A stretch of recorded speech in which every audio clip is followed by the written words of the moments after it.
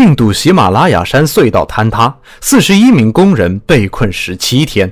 2023年的11月，一则令人心惊肉跳的消息从印度北部喜马拉雅山脉传来。Silkiyala Bandabakot 隧道在一个平凡的清晨突然发生了灾难性的塌方。41名工人在这个长达 4.5 公里的隧道里突然被成吨的石块和尘土淹没。这里是知识天梯。这个隧道作为查尔达姆公路项目的一部分，原本的目的是为了连接4个印度教的圣地，听起来是那么的神圣和宏伟。但你知道吗？这并不是一个简单的事故，而是一个可以避免的悲剧。多年来，科学家们不断地发出警告，他们说这个地区的地质非常不稳定，像是时刻准备着一场灾难。地质学家 C.P. Lajendorn 早已说过，喜马拉雅的地形包含着极其脆弱的岩石，这个地区一直被稳定性问题所困扰。在类似地形中进行道路建设或隧道挖掘，我们经常会见证灾难接踵而至。但令人痛心的是，这些科学上的声音似乎被忽视了。在追求经济发展和基础设施的过程中，难道我们就可以忽略了这些警告吗？想想看，这些工人大多来自印度北部和东部的其他州，他们为了生计远离家乡，在这样危险的地方工作。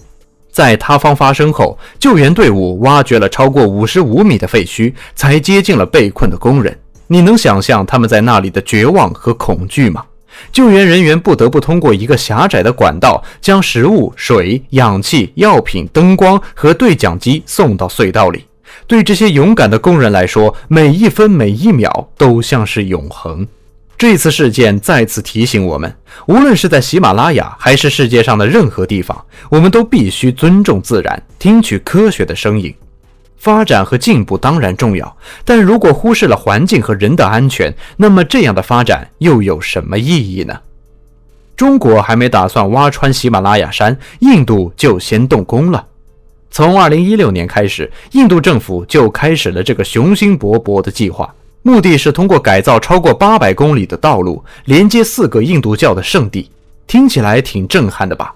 但是这个项目自启动以来就充满争议。环保人士和活动家们就像警钟一样，不停地提醒大家，这个项目可能对喜马拉雅山脉这个脆弱的生态系统造成巨大的破坏。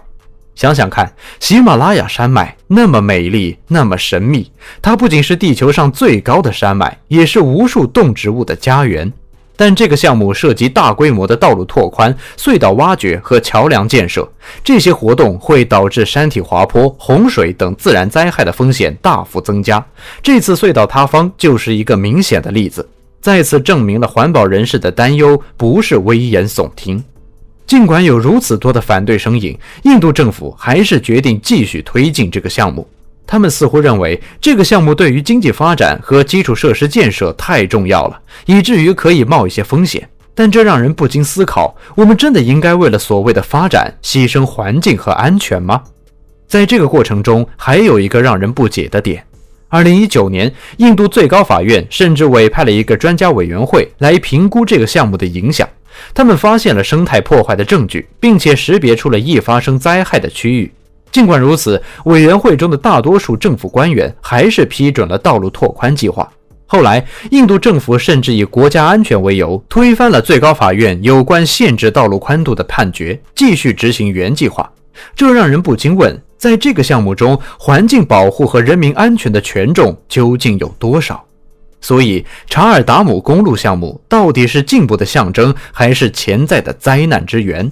这不仅是一个关于基建的问题，更是一个关于我们如何平衡经济发展与环境保护的深刻议题。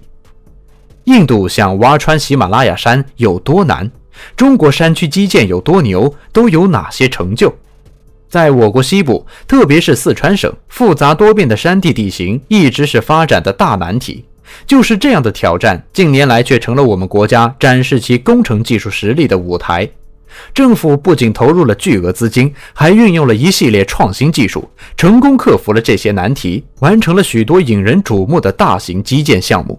其中，雅安康定高速公路就是一个绝佳的例子。这条高速公路的建设可不是件小事儿，它需要穿过蜿蜒崎岖的山区，建造了大量的桥梁和隧道。你想想，光是桥梁和隧道就占了总里程的 82%。这个项目在极端天气和复杂地质条件下进行，遇到的技术难度可谓是史无前例。但他们怎么做的呢？通过精确的地质调查、创新的设计方案，还有对环境影响的细致考量，这些工程师们克服了一个又一个挑战。以二郎山隧道为例，这个隧道贯穿了13个地震断层带，同时还考虑了保护地下水和熊猫栖息地的需求。泸定大渡河大桥更是如此。这座超长跨度钢横架悬索桥的建设，在复杂的风力条件下完成。它的主甲板由57个大型钢梁组成，单节的最大起重量达到约200吨，总起重量超过1万吨，可谓是对工程技术的一次巅峰挑战。这些项目表明，技术创新和环境保护不是对立的，而是可以并行不悖的。中国在山区基建项目中展示出来的，不仅是工程技术的实力，更是一种对自然和环境的深刻尊重。在追求发展的同时，中国的这些项目向我们展示了如何在工程技术创新以及环境保护之间找到一个平衡点。在追求经济发展的同时，我们绝不能忽视安全和环境保护的重要性。面对脆弱的自然环境和复杂的工程挑战，我们需要更加审慎的规划和实施基建项目。知识天梯，专注你不知道的实务科普，我们下期再见。